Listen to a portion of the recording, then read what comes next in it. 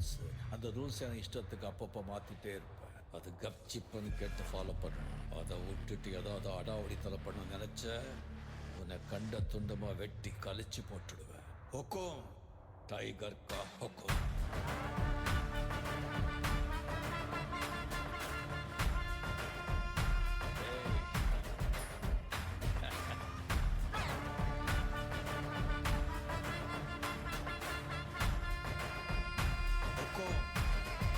tiger